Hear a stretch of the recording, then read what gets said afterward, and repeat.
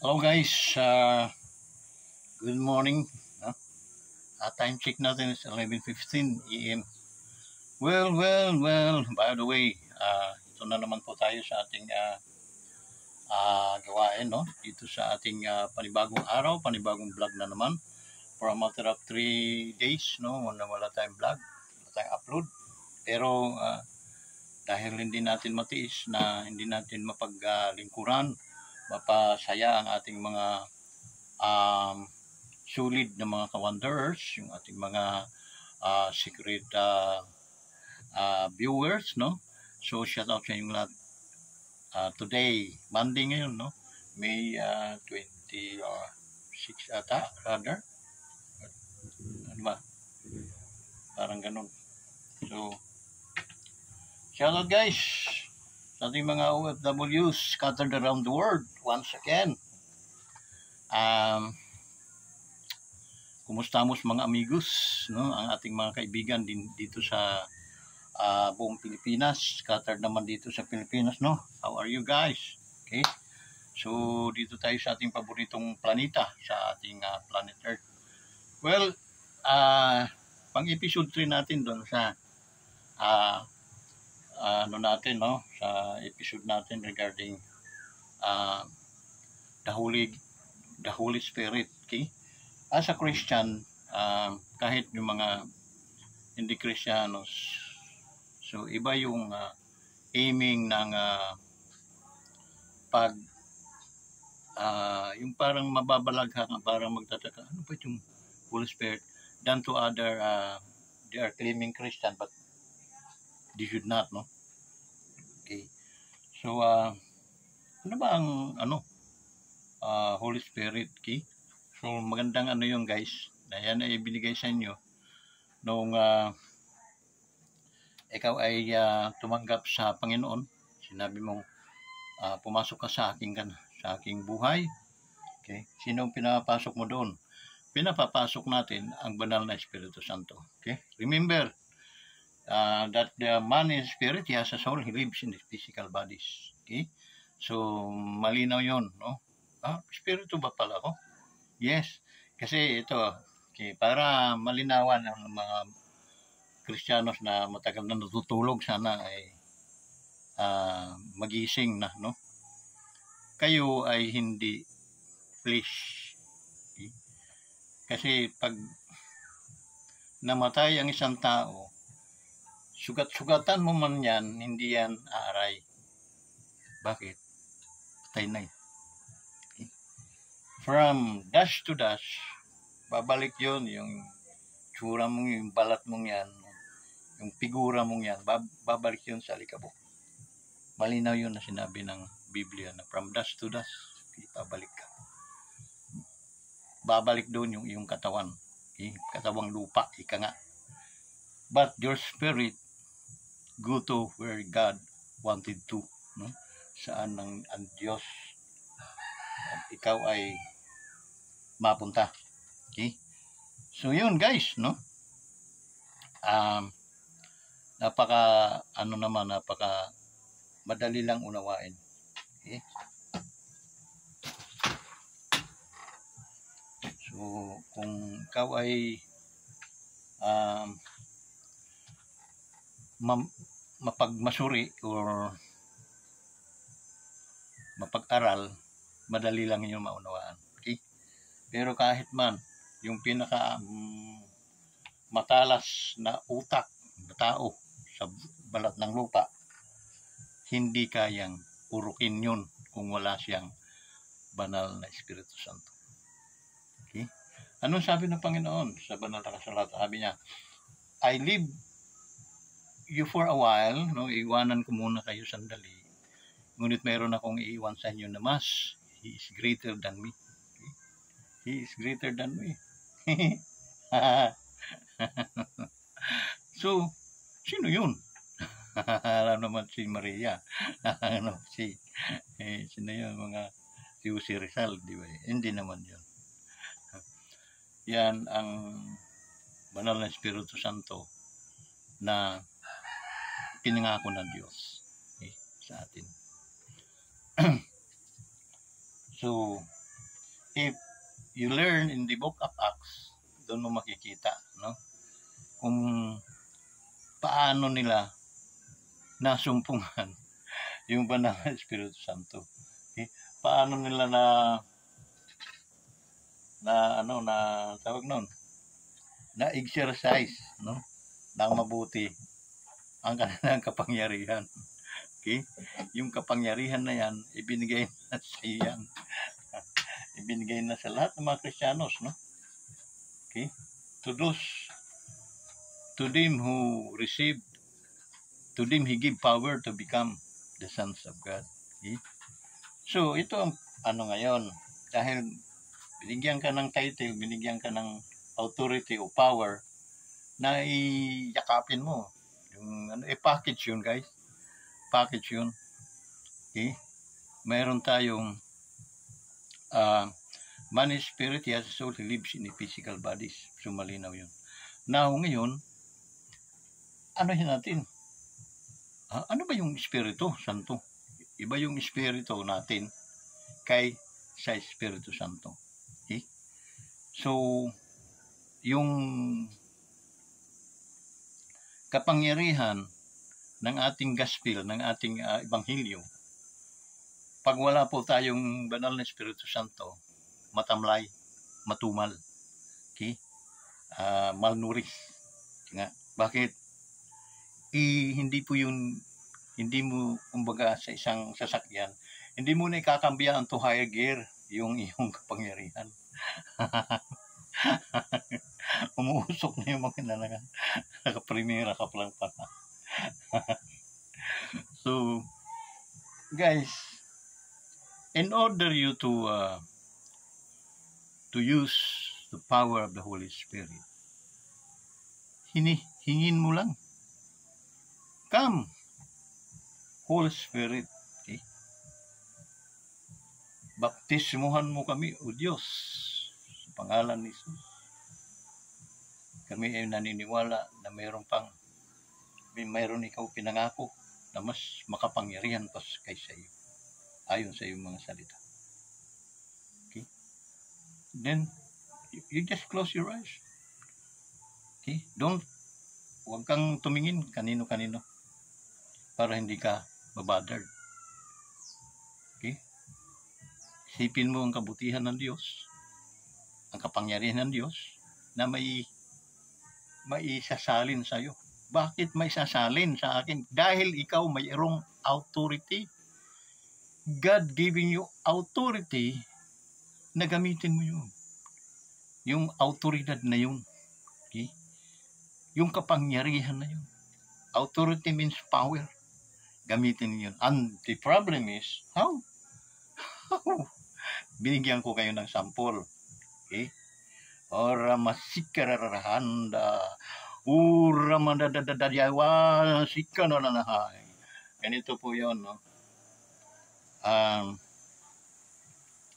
Yung lahat ng mga apostolis ng Panginoon, lahat ng kanilang mga na soul winning, na may potential maging leader, ano po sila, nagbanding. Mayroon silang hinihintay, mayroon silang napakalagang hinihintay, and that is the baptism of the Holy Spirit. As a church, as a Christian, hindi nyo ba yun pinag-anuhan na dumating din sa inyo yun?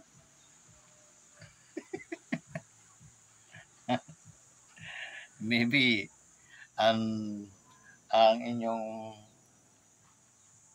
pamunuan baka 80% disagree, 20% lang kanilang belief, no?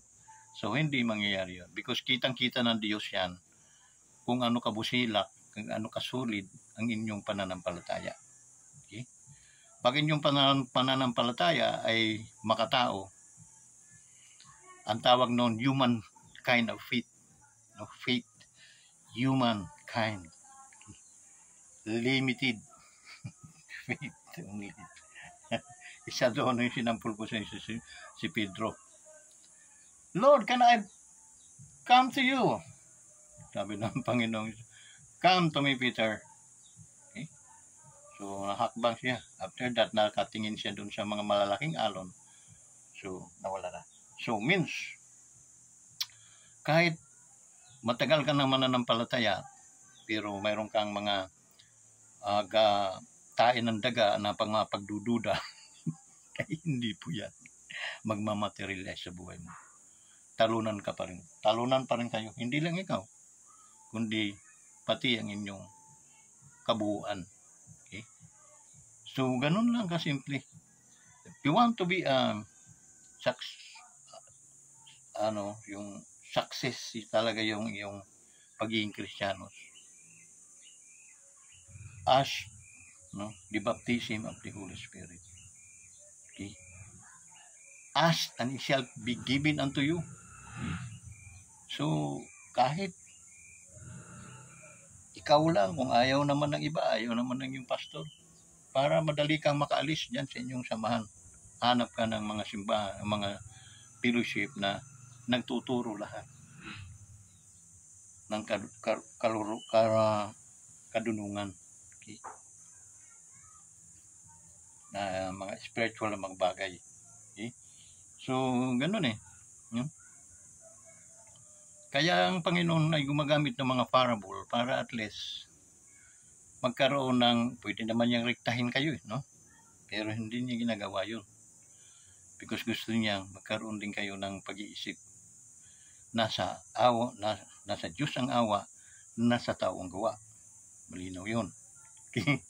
So, para rooted ang iyong pananampalataya, okay, at maging makuha mo yung 100% na authority that God given to us, try. Ask the baptism of the Holy Spirit. Okay? So, yung guys, no? Kasi, wala pong ka-boldness yung pag nag-preach. Alam mo ang tao pag walang hindi baptized ng Holy Spirit, paulit-ulit ang teaching, and then napaka-dry ng teaching. Okay? Parang nagbabasa ng comics, tapos pasasagutin din ng amen? Amen? Hindi mo lang makalundag yung mga tao sa tuwa na, wow! That's the message. No? So, ay basahin natin sa banal na kasulatan, sa ganito yung napaka-dry, di ba? Okay? Pero dahil kay Diablo, tuwang-tuwa na kayo doon. God, hindi po kayo unlad. Hindi po aasinso ang inyong pananampalataya once na hindi po kayo naturuan o hindi po kayo equipped, no? Hindi po kayo baptized of the Holy Spirit. Nothing. Para kayong mga yung iling sa amin na kalbo siya pero maingay. Sobrang ingay na ibon. Lata na walang laman. Yan nun. Okay? Nagkanta-kanta kayo, wala power. Bakit? Walang manifestation of the Holy Spirit. Okay? To those mga minister ninyong matatalino ko, no, try to debate me regarding a Holy Spirit. And I will. I will show you. Para lang mamulat. Para ko nang pinitik ang mga mata niyo. Oh, thank you, brother. Okay?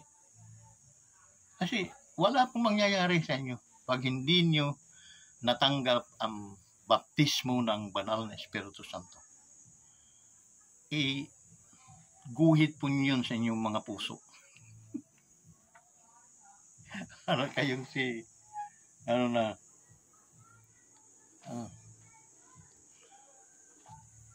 mga puro doubts ang no, para kayong si Jonas, no? Pinapupunta siya doon sa kabila siya nagpunta. Okay? He wanted to, gusto niyang talagang pairalin yung kanyang galing ika. Kasi propeta siya na messenger din. So Pinapunta siya doon. Ito, dalin mo yung mensahe ko doon sa lugar na yun. Okay? So, anong nangyari? Sa kabila siya ng punta. Kaya, kinain siya ng isda. 3 days, 3 nights sa loob ng tiyan. Okay. So, yun. Hindi lang yun. Nagkaroon ng mga bagyo o alon na yung lugar na nagtataka yung mga barko, yung mga kapitan. What happened? Dandaan tayo dito. Ang ganda ng dagat dito. Walang kaalon-alon. Pero how come ngayon? Napilitan umamin si Jonas na ako po yung dahilan. Andyan, may mga pastor na ayaw umamin na ako po yung dahilan kung bakit hindi po nalago ang aming mga simbahan. Kawawa po talaga ang aming mga membro. Wala silang nalalaman. Okay? So guys, simple lang. If you receive the baptism of the Holy Spirit, magiging iba ang inyong paglingkod. And then, magiging very, aggressive ang boldness. Kaya nga walang nag-ano sa inyo. Wala sa, tingnan yung grupo niyo, may nagyayabangan tayo. Soul winning tayo. Wala, di ba? Ang nangyari, na sasaklubang kayo ng spirit of laziness. Hindi po sa Panginoon yan. Malinaw na hindi sa Panginoon yan. Saan galing yun? Galing kay Diablo yun. Spirit of laziness. Okay? Hindi nyo alam na napapalibutan na kayo ni Diablo na mga membro nyo na saklaw na pala. Ay sigaw-sigaw kayo para magpuri sa Panginoon. Pero it cannot, hindi masarap pakinggan. Di parang distraction ang dating. Okay? Distraction is not from God. It is from the devil. Okay? You need to remind, pakatandaan niyo yun. So, if you are nagiging distract na kayo, hindi po yun sa Panginoon. Hindi gawain ng Diyos yun. Hindi gawain ng Panginoon. Gawain ng Diablo yun. So, ano ang masasabi natin? So, kayo ay nasa ministry ni Satanas. Napakalinaw yan. Pag alam niyo mga bobo ang inyong mga pastor, ang inyong mga namumuno, hindi niyo problema yon. Ang gawin lang ninyo, manalangin kayo because yan lang ang kapangyarihan na makakapatanggal doon sa mga Okay? Have even mga 15 minutes, lalo na pag Sunday, ikot muna kayo sa inyong church, manalangin kayo. Sirain ninyo yung bandage ng doubts, bandage ng mga katamaran na mawala. And then yung inyong mga kabataan, pwede nang makinig yan ng Ebanghelyo. Bakit? Prepare natin yung mga yan para at least pagdating ng panahon na sila naman ay alam nila yung mga salitang nabibigkas ng mga minister. Oh, rabakasikala naman. Ganon ka,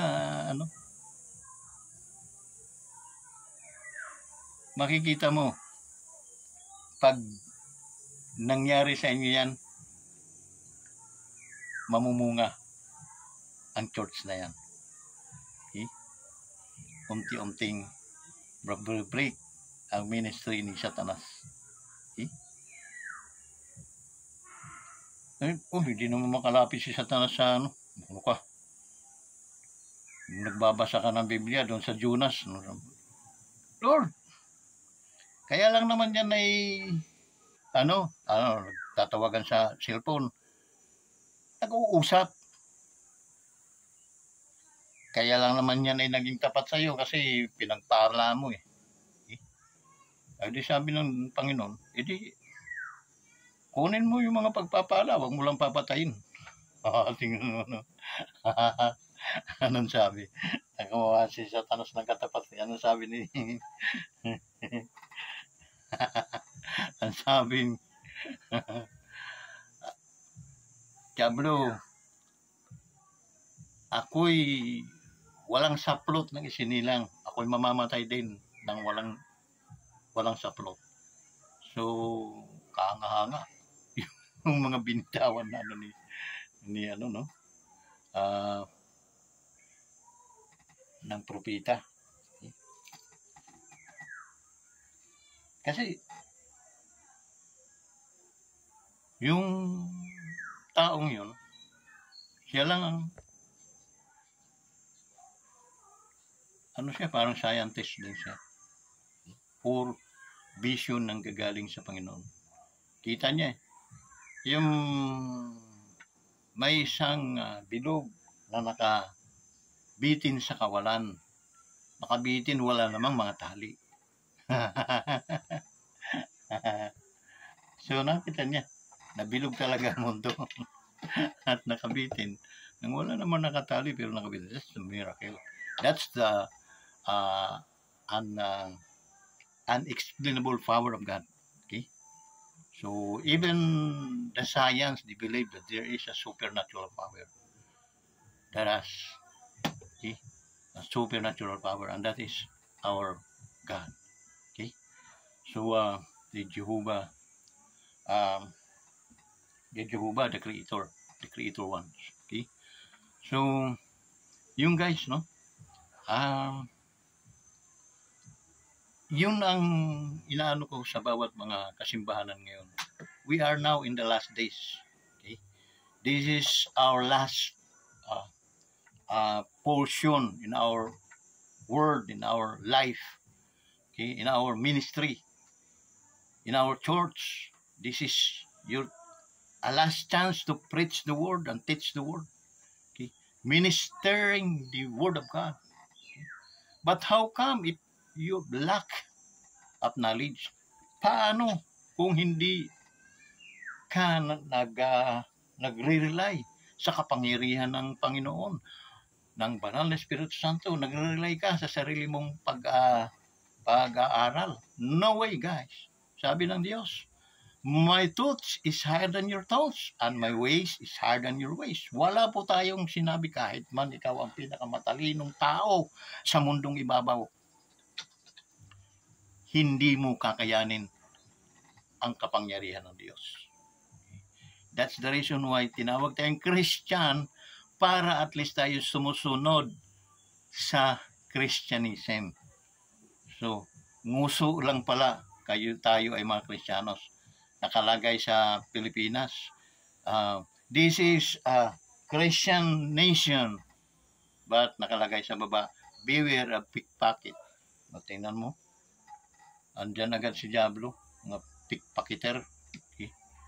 So kung Christian ka, hindi mo dapat nagagawa yan. But there is no manifestation kasi of the Holy Spirit. That's the reason why. Yun. Ganun pa rin ang gawi. Okay? Bago-bago na kayo, guys, para at least manamnam ng inyong mga membro na oo nga, mayroon pala tayong hindi nagmamaterialize sa buhay natin, kaya para tayong mga siraulong to. Okay?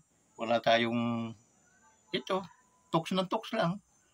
Okay? Hindi pa naman fundamental yung mga teaching ninyo, mga tinuturo ng pastor ninyo, hindi fundamental, parang narinig lang niya, tapos isusulat naman niya. Yan, gagawa naman siya ng sarili niya. So, hindi ganyan eh. Kasi sa totoo lang, kung marunong ka makinig sa boses ng Espiritu Santo, siya ay pwedeng mag-command sa'yo. Mayroon ka nang nakandad sa many times na nangyari sa akin noon. No? Mayroon akong mga nakahanda na. Kasi, siyempre, tinuro talaga yun sa Bible School na ganito ang paggawa ng message, may heading, may title, may introduction, then verse, no? Yung teksto. So, yun. So, inaano namin yun. Pero, guys, if you are filled by the Holy Spirit, everything, everything ay nagbabago.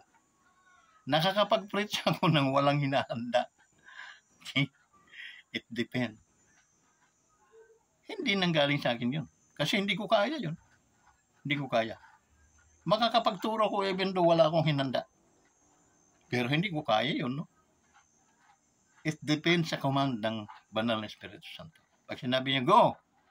I teach you how to, buka mo lang bibig mo, gagamitin ko lang yun.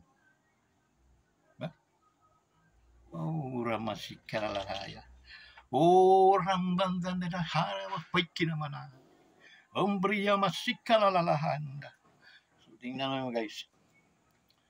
Ako, hindi po ako taong napaka-ungag o bubo. But, pwede akong maging katawa-tawa o bubo sa harapan ng Panginoon. Okay?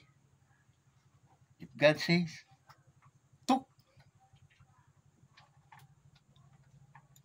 Magsalita ka ng mga salitang hindi mo naunawaan. It is my spirit who knows and siya nakakalam ano yung sinabi ng Espiritu Santo. Because I am a spirit, I have a soul, and I live in my physical bodies. Oh my gosh. So guys, kaya naman ako ginamit ko na itong aking YouTube channel to teach and preach the word because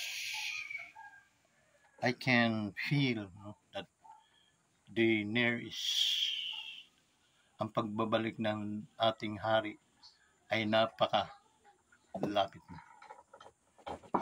Maybe hindi ko na magampanan yung pagiging isang preacher sa isang church, teacher sa isang church. But kahit sa ganitong bagay, maibahagi ko man lang ang aking mga napag-alaman ay masaya na ako. Babalik ako sa Diyos nang mayroong ipagmamalaki.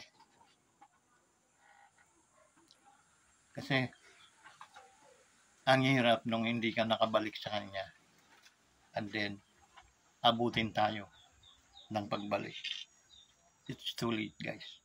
It's too late. One day, pag-aaralan natin yung coming ng ating Panginoon. Tatayo ang ating mga balahibo sa takot. But bakit tayo natatakot? For to me, to die is gain, to live in Christ. To live is Christ. Yes. Anytime from now, I am prepared.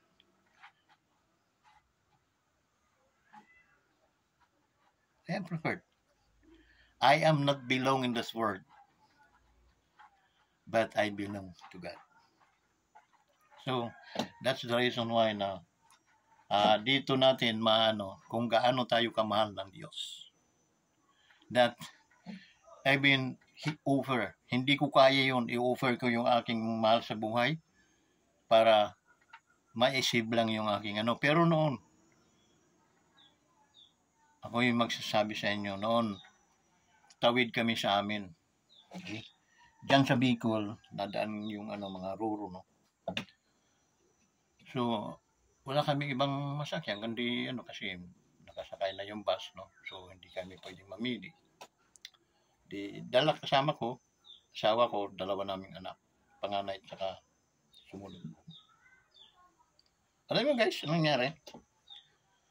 Na-encounter namin yung napakaalon na naglalagitnitan na yung mga loob ng barko, yung magkakalampagan yung mga pinto ng CR, tang, tang, mga buti na nasa sahig, naggugulungan, and I feel, natakot ako. Bakit ako natakot?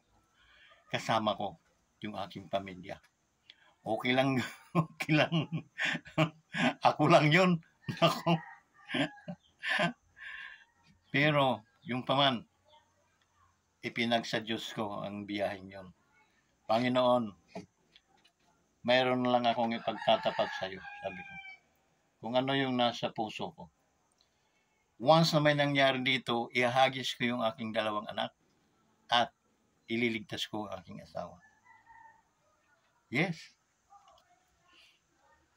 Although, ang hirap mag-decide, no? Pero, naisip ko, maka-wording isip siguro yun nung dumating sa akin. Kasi, isip ko, di bale, baka kapag, pa naman ako ng anak, produce pa kami ng anak. Pero ang asawa, parang ang hirap maghanap. Okay? So, 1-year-old pa lang yung ko, then, mga mag-2 years naman siguro yung panganay ko. Ganun yung So, naunawaan din siguro ng Panginoon yung kanyang anak. Nakawawa na ito aking anak, nagtuturmoil yung mind. Pag nangyari itong barko, lumubog, ihagis niya yung kanyang dalawang sibling. Kaya anak, di kawawa naman yung mga bata. At siyempre, miracle din yun kung makaligtas, no? Kasi malalim din yung lugar na yun. And then, sisave ko yung misis ko. Okay? Sabi, no, sisave ko kayong lahat. Okay? Hindi lang ikaw, kasama yung iyong mga kasamahan dyan sa barkong yan. Inigtas kaming lahat. Nakarating kami ng maluwalhati. Purihin ang Diyos. Yun po ang isa sa mga buhay na testimony na hindi ko nakakalimutan hanggang ngayon. Gumawa man ako ng mga hakbang para lumayo sa presensya ng Diyos. Okay? Dahil ako mayroong tinatawag na free will. No? May free will ako kaya ginamit ko muna yun. Hanggang sa ngayon, buhay naman po ako. At ang aking pamilya ay mga healthy naman. Okay? Mayroon man din mga karamdaman, ngunit nakakasurvive naman. So, ganun, magmahal ang Diyos, guys. Kaya,